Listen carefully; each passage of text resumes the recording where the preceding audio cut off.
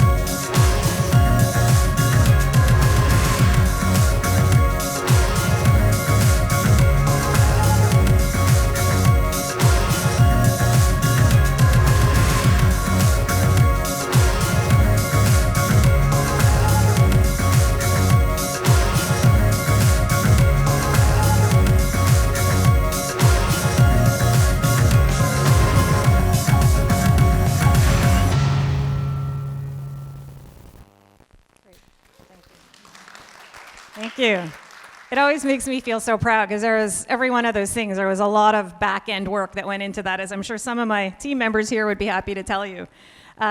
So let's go through some of those. First of all, here are some of the awards that we've won over the past year or two, and you'll see that there's a varied assortment here, both in sustainability as well as in diversity and inclusion, which is very, very important to us. And then I'd like to just call out one in particular that I'm very proud of, and that is the award from the Secretary of State in Corporate Excellence. So we, over the past number of years, have been the lead brand that has pioneered the setting up of an industrial park in Hawassa, Ethiopia, which is one of the least built-up regions of Ethiopia. And this park is really a model for development. It's an eco park, and we really put our money where our mouth is there to make everything very environmentally friendly, including using the newest technologies. And we are hoping to create a fully circular park there in the coming years, which is really quite novel and innovative. And that would be a partnership of our corporate responsibility group in conjunction with supply chain, and then a whole bunch of our supply chain partners. So very proud of that one. Just going to go through a couple of, before we get to the Forward Fashion, a couple of key achievements, which is really going to set up a little bit more about what we're doing in Forward Fashion. So you're all here today, we're talking about circularity. So PVH is one of the few brands that has signed up to really all of these circularity pledges in fashion. So we joined the Ellen MacArthur Foundation's Make Fashion Circular initiative. We've signed up to the Global Fashion Agenda, which is essentially a circularity pledge coming out of the Copenhagen Fashion Summit. And then we signed up to Fashion for Good, which I'm on the board of. And what that is really, it's an organization that is helping startups in the whole sustainability space to come to scale, to get to scale by having a whole bunch of companies like PVH there to help them, to invest in them. So it could be anything from the type of fiber you're using to processes in your supply chain like wet processing and things like waterless dyeing, all sorts of things. There's tons of amazing companies out there, but they have a hard time getting off the ground. And so really, this is a way to help get them to scale. We also invested $1 million over 3 years with WWF on water conservation. Another thing that I think is very innovative here. We are helping to ensure the safety of water basins in some of our most critical supply chain destinations. That includes India, Ethiopia, China, and Vietnam. And so the whole idea there is to work in collaboration with other users of the water basins in those regions to effect change. And last summer, I had the great pleasure of taking a trip we had an employee contest, and the winners from all these different regions were given a chance to go on a trip to India to visit the Cauvery River, which is the river that we're sponsoring with WWF. And it was an incredible trip. Steve Schiffman, who's the CEO of Calvin Klein, came down with us, and it was just a tremendous opportunity to help show some employees all of this work in action. We're also very proud. We were one of the first U.S. brands, if not, I think, the first, to join the Bangladesh Accord. I'm sure you've all heard through your studies or otherwise about, in 2012, the collapse of Rana Plaza in Bangladesh, which was the largest industrial disaster that the fashion industry has faced, that our industry has faced in 100 years. And basically what happened there, as you'll recall, is that a tenement building in Bangladesh collapsed and killed over 1,000 factory workers. And it was an atrocity. And coming out of that was the Bangladesh Accord. I sat on the board of that for 3 years. And the whole idea there was, how do we make these factories safe? And the issue there was that Bangladesh, because it was a low-cost sourcing destination, just threw up a lot of buildings really quickly to accommodate this rush of orders that came in over 20 years. And a lot of those buildings were just not up to code. And over time, it became a huge problem. And so I'm really proud that we were number one for quite a while in being the top remediator for the Bangladesh Accord and getting all of the issues in our factories fixed as quickly as possible to ensure the safety of our workers. Another thing that we've worked very hard on is renewable energy. So obviously climate change, a critical issue, something that we take very seriously, and irrespective of the gap in legislative activity in this country, we are stepping in along with quite a few other companies to fill that gap. And so we've signed on to a bunch of pledges. One is RE100, which is it's a pledge for our owned and operated. So for our stores, our warehouses, things that we control, we are going to be 100% renewable by 2030. And then we also signed on to the UN Fashion Charter Climate Action Plan, which is for our indirect. So it's basically to reduce emissions in our supply chain by 30%. So we are both doing it with stuff that we control and stuff that we don't directly control. So doing everything we can and signing on to all of the relevant pledges there as well.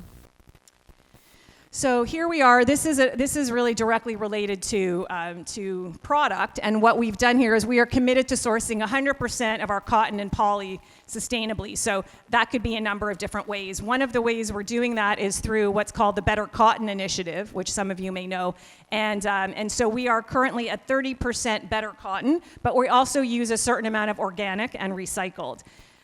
With regard to poly, we, as you saw in the video, we had almost 5 million dress shirts used recycled poly, and we're going to be continuing with that program. And it was so successful to the point that we are now on the list of the textile exchanges, basically high user for recycled poly. So we're one of the highest users of that particular material. despite that, we've made a lot of advancements, but despite that, there are still so many things that we need to do. So, I'm sure I'm not telling you anything you don't know, but 85% of textile waste ends up in landfill, and this is just something that we cannot continue, and it's really why we're hearing everybody talk about the need for circularity, so we can just keep things in use for longer. 300 million people work in the industry, so we have access to so many people, and that's really, if you think about it from basically the whole value chain approach, there's people working in cotton farms all the way through to our stores. So it's a lot of people that we impact, and we have to think about those people in the larger context of what we're doing. So it's not just the people sitting in our office, but it's everybody. And what can we do to empower those lives, particularly when you realize 70% of those workers are women, and these women are in the lowest paid jobs. I don't know if any of you have been to a factory. I've been to many.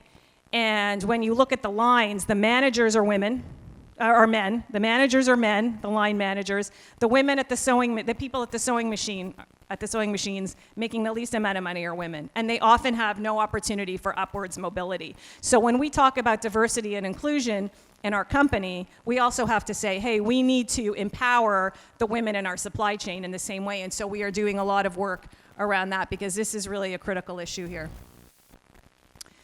So another one, so we've made a lot of strides, but there's still problems. It takes 2,700 liters of water to make one t-shirt. That's about 5,400 water bottles. So next time you buy a t-shirt and don't like it and you want to toss it, think about how much water it's using, and maybe think twice, right? So that's why now we're starting to think about maybe buying things and using them a little longer.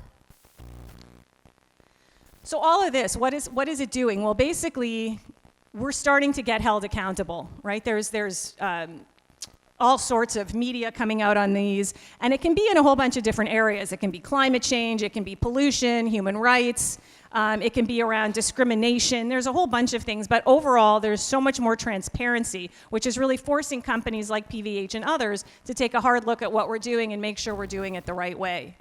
And it's not just the media. Consumers want this. So, how many of you have bought or would buy a sustainable product? Right? So there's a market for it, even if it's a little bit more. Right now that we're an informed group, we are able to make decisions with our wallet. And so that's happening more and more, and I think we're just going to continue to see that. And that brands that don't actually do something are at risk, because the way things are working now is that, I don't know about you, but I think, and even with like Gen Zers, and as we start seeing the younger groups of people want to feel connected to the companies that they are buying from. You want to feel a likeness to the values. It's not like it was in the past, right? We didn't have access to all this information, but now we do. And I think things are so much more experiential. And so we really want to feel that these companies are doing the right thing. And so it's becoming really much more important to us to do the right thing as being a risk mitigant, but also a really important value driver. So all of this is really context setting for our new strategy, which I want to take you through. What I'd like to first do is show you a video, because I like to always have videos, to give you a little bit of a backdrop into forward fashion, and then I'll take you through it. So here we go. It's 2019. People buy 400% more clothing than 20 years ago. One cotton t-shirt consumes 2,700 liters of water. 300 million people work in the fashion industry. So, what is the future of fashion? Let's fast forward. Imagine a world where what goes around comes around, where materials are rewound, remixed, reinvented, regenerated, where wardrobes eliminate waste and fair wages are woven into each piece, where workers' voices are amplified and clothes combat climate change, where equality is stitched into every garment, and consumers and brands wear their values on their sleeve. The fashion industry is changing. At PVH, we have a responsibility and opportunity to drive it forward. Our new vision will reduce negative impacts to zero. Our products and business operations will generate zero waste, carbon, and hazardous chemicals. Increase positive impacts to 100%. Our products and packaging will be ethically and sustainably sourced from suppliers who respect human rights and are good employers. Improve over 1 million lives across our value chain. Our business will invest in critical community-level gender, health, and education initiatives, enabling opportunity for generations to come. We're transforming our business and the industry because we believe brilliant design and creative solutions aren't just reserved for the clothes we make, but also for the way we make them. Let's drive fashion forward for good.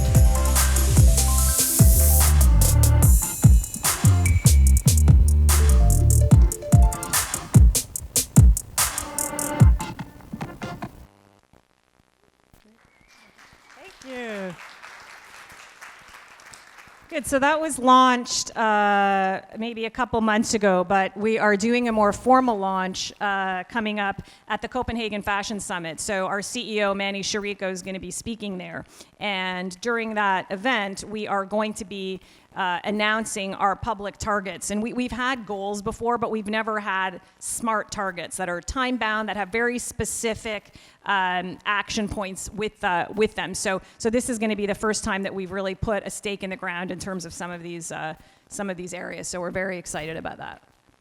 So this is our positioning statement. So we are transforming how clothes are made and used or reused because of the limitations on natural resources. So this is really going to be a complete shift to how we do business. It's going to affect our product. It's going to affect our business models. It's going to affect our processes, everything. So really, we're rethinking the way we do business. And I can tell you, a number of years ago, this was really the corporate responsibility group that was driving all of this, and it was really pushing this to the business. Now it's the opposite. We have the business coming to us. They are invested in this.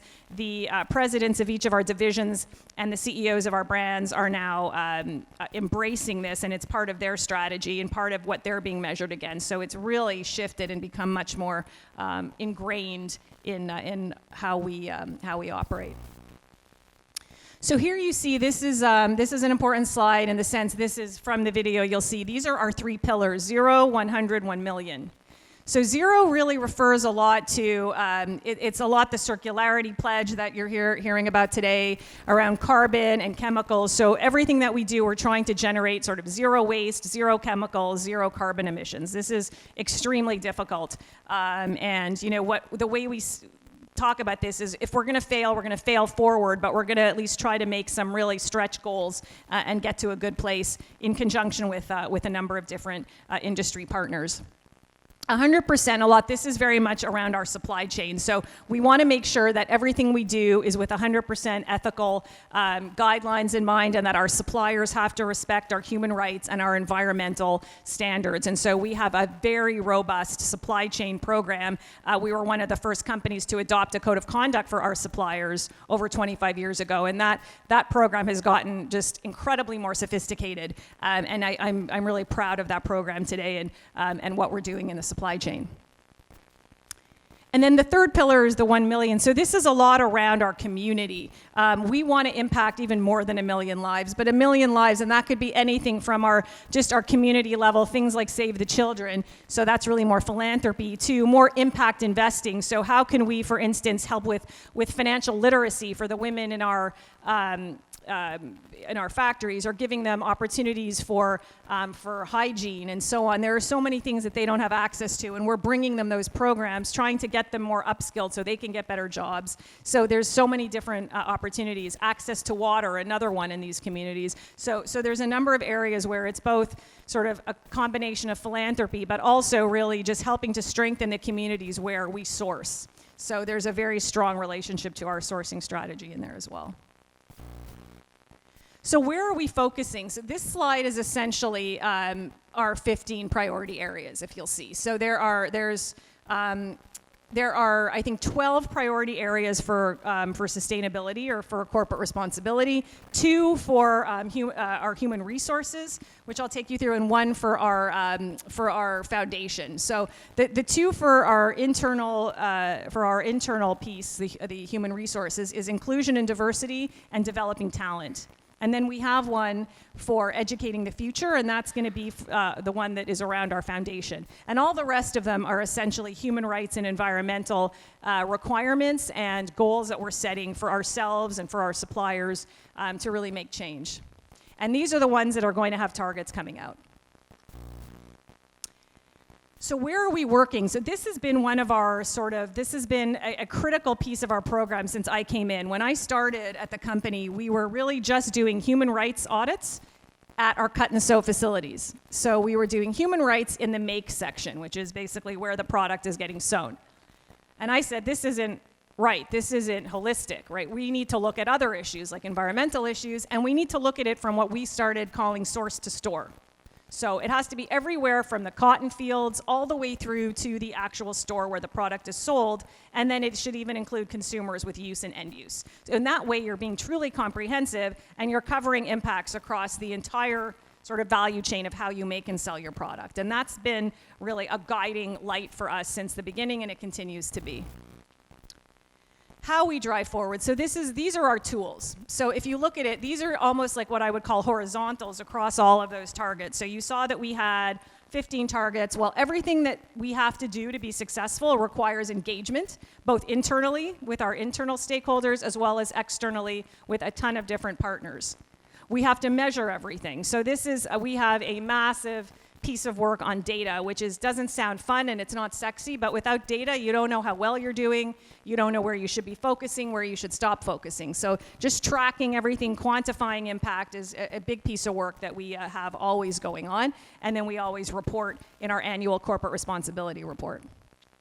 Improve. Well, so again, in the past when we did our audits, we were just about doing assessments, but there wasn't as much of a focus on remediation. So here what we're trying to say is whatever we do, whatever issues we find, the whole point is to make improvements and keep driving towards continuous improvement. And then innovate. So basically all of this stuff requires a ton of innovation. So you guys are here at FIT. If you think about like new fibers, for instance, sort of next gen fibers, the amount of innovation that's going to go into that is huge, and we have to be able to think outside the box and link this to even digital things, like when we think of 3D printing, digital technologies that are coming in, how are these impacting sustainability? What's the right way to go? So we are very much involved in the digital piece of work, and we're very much involved with we have an innovation group at PVH as well, so we all work together to figure out what are the solutions we're driving for, what are we trying to commercialize, and then how do we get that going to achieve our goals in corporate responsibility. So lastly, so you all know, we're a house of brands, and so the way you should think about this and the way a lot of multi-brand companies work is that we have forward fashion, which is our foundation, and this is what I call freedom in a framework, which means that our 15 targets are basically cut across everything, all of our regions, all of our brands, all of our divisions. But then we have brands, Calvin Klein, Tommy Hilfiger, and our heritage brands, and they all want to be able to take those 15 commitments and decide how to best communicate to their consumer and to their employee base in a way that makes sense for them. And so they can take those 15 goals and amplify them in a way that they think is appropriate. And so Calvin Klein has its own program, much like we do with the Forward Fashion, called Defy Boundaries, which you'll be hearing more about soon. And Tommy Hilfiger has its own program called Make It Possible. And our Heritage Brands has a program that's coming out shortly. And so this is just a quick snapshot of Tommy. So it's the Make It Possible here. And this is an amplification of Forward Fashion for our brand. So they have 4 buckets, 4 pillars. But basically the first 2 relate to diversity and inclusion. And the second 2 relate to circularity, because they did a lot of work, and they figured that inclusion and circularity were the 2 areas that made the most sense and that were the most impactful and relevant and pertinent to their associate base as well as to their consumers. And so that's how they're proceeding and contributing to our overall strategy. And that is my presentation. So hopefully that was helpful.